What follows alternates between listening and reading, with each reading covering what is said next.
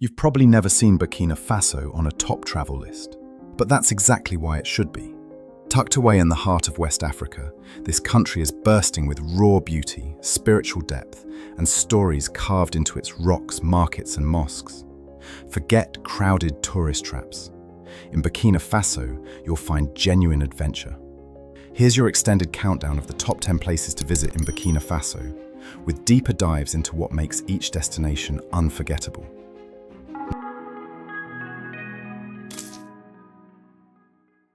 Number 10. Uagadougu. Uagadougu, or Uaga as the locals call it, is not just a capital, it's a cultural engine. The city hums with the pulse of live drumming, street art, fashion, and open-air markets. At first glance, it's dusty and chaotic. But dive in, and you'll discover a city full of spirit and resilience. One of the first places to visit is the National Museum of Burkina Faso, where you'll find artifacts that trace the country's diverse ethnic groups and ancient history. It's small, but rich with meaning. Not far from there is the Musée de la Musique, a must-see for anyone fascinated by traditional African instruments.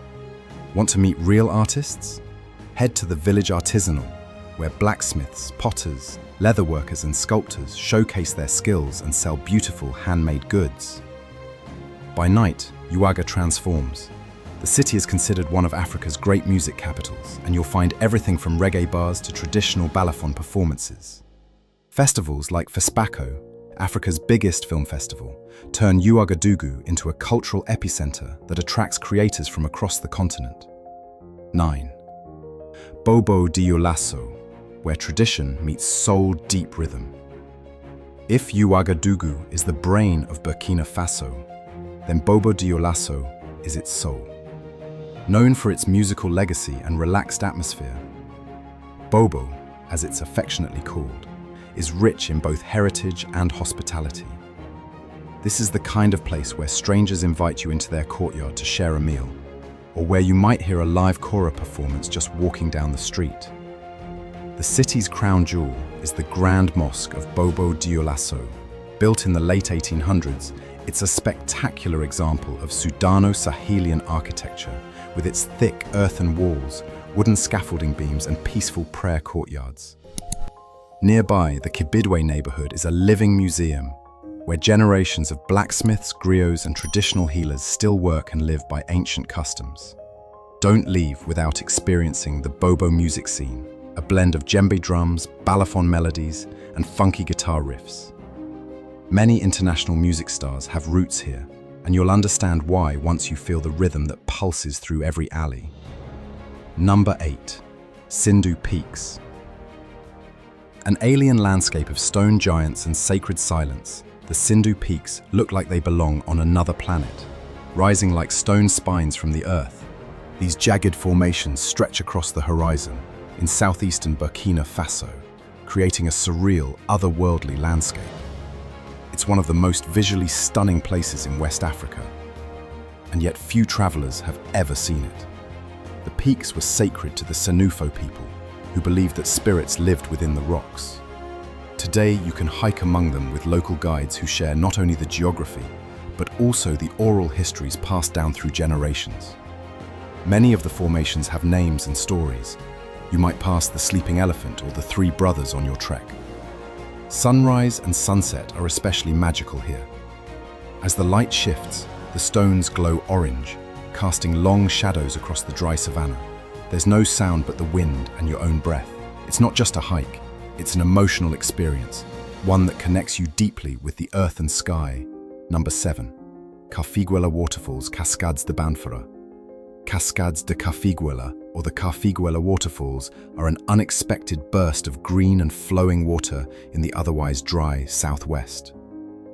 Just outside the town of Banfara, the falls are a series of cascades tumbling over dark rock, surrounded by sugarcane fields and leafy forests. Getting there is part of the adventure. You can bike or hike the scenic route through fields, crossing narrow bridges and stopping to chat with local farmers. Once you reach the falls, you'll find cool, swimmable pools at the base of the cascades. On weekends, locals often picnic and swim here, making it a great place to connect with people and nature alike. What makes Karfiguéla so special is its tranquility. You can climb to the top of the falls for a panoramic view of the region, a vast green and gold patchwork that stretches to the horizon. It's the kind of place where time slows down and all your senses come alive. Number 6. Domes of Fabadugu. Just minutes from the waterfalls lie the domes of Fabadugu, a formation of layered sandstone rocks that look like massive stacks of pancakes. Some domes rise dozens of feet high, with grooves and ripples formed by millennia of erosion. You can walk right up to these strange structures, climb them carefully, and explore the natural corridors between them. Some look like beehives, others like frozen waves. The site is uncrowded, untouched, and incredibly photogenic, especially in golden hour light. Local guides will tell you the myths behind the domes, including stories of ancestral spirits and hidden treasures. But even without the folklore, Fabadugu will leave you stunned. It's a landscape unlike anything else in the country, or even the continent. Number 5. Loropeni Ruins. The silent stones of a forgotten kingdom. The Loropeni Ruins are Burkina Faso's first UNESCO World Heritage Site, and they raise more questions than answers. These massive stone enclosures, some with walls standing over 6 meters high, date back to at least the 11th century, but no one knows who built them or why. Historians believe Loropeni was part of an ancient gold trading network, possibly linked to the Ghana or Mali empires, but unlike other West African ruins, Loropeni's builders left no written records. Walking through the ruins is eerie and powerful, like wandering through a lost civilization, still holding on to its secrets. Set in the forests of southern Burkina Faso, the site is peaceful and often completely empty. You might be the only visitor, with just the wind, birds, and the creaking of ancient trees around you.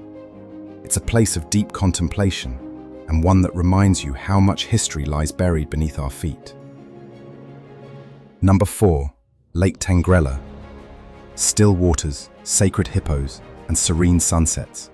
Just a few kilometers from Bamfora is Lake Tengrela, a peaceful freshwater lake surrounded by thick grasslands and hills. Locals consider it sacred, home to a small population of hippos that are believed to be spiritual protectors of the community. You can take a traditional wooden canoe across the lake, often with a local guide who knows every bend and every hippo's name. While spotting the creatures can be hit or miss, the lake itself is a serene place to relax, birdwatch, and escape the heat of the day. Sunsets here are a must-see. The sky turns a fiery orange, reflecting off the glassy water, while birds wheel overhead. Locals sometimes gather along the shore, playing drums or fishing, adding to the natural rhythm of the place. It's not flashy, but it's magical. Number 3. Nazinga Game Ranch, a safari without the crowds. For wildlife lovers, Nazinga Game Ranch offers a chance to experience a real African safari without the high prices or tourist-packed vehicles. Located in the south near the Ghanaian border, the reserve is home to elephants, warthogs, antelope, monkeys, and crocodiles. One of the best parts, the elephants are everywhere. Nazinga has one of the largest elephant populations in West Africa, and you can often spot herds crossing the road, bathing in waterholes or peacefully grazing nearby. The reserve also offers rustic eco-lodges, so you can stay overnight and hear the sounds of the bush after dark. Game drives are usually quiet and personal, often just you and a guide in a 4x4. It's the kind of safari experience that feels intimate and raw, where nature hasn't been packaged. It's just there, wild and free. Number 2. Tybel Village. Art, identity, and one of the most beautiful villages in Africa. Deep in southern Burkina Faso lies Tybel, a small Kassina village famous for its painted houses, an explosion of geometry, symbolism, and tradition. These intricate patterns are more than decoration. They're part of the village's cultural DNA, telling stories of family, status, and spirituality. The homes are built of clay and painted with natural pigments, black fromage, white from chalk, red from laterite soil. Women do most of the decorating, and the process is both artistic and sacred. Every symbol has meaning. A zigzag might represent lightning, a diamond could reflect fertility. Visitors are welcomed warmly and often given a guided tour by local elders. You'll learn how the houses are built, the meaning behind each design, and how this architecture has survived for generations. It's not just a visit, it's a deep dive into a living, breathing heritage. Number 1. The Sahel Region, Gorom-Gorom and Ouagadougou, where the desert begins and nomadic life continues. At the top of our list is the Sahel Region, where Burkina Faso meets the edges of the Sahara. Here, towns like Gorom-Gorom and Ouagadougou serve as trading outposts for Tuareg, Peul, Bella and Songhai nomads. The markets are legendary, filled with camel caravans, desert spices, leather goods and hand-woven fabrics. Gorom-Gorom in particular is known for its Thursday market, where different ethnic groups gather in traditional dress, turning the town into a living kaleidoscope of culture and commerce. This is where desert life thrives, raw, rhythmic, and unchanged by time.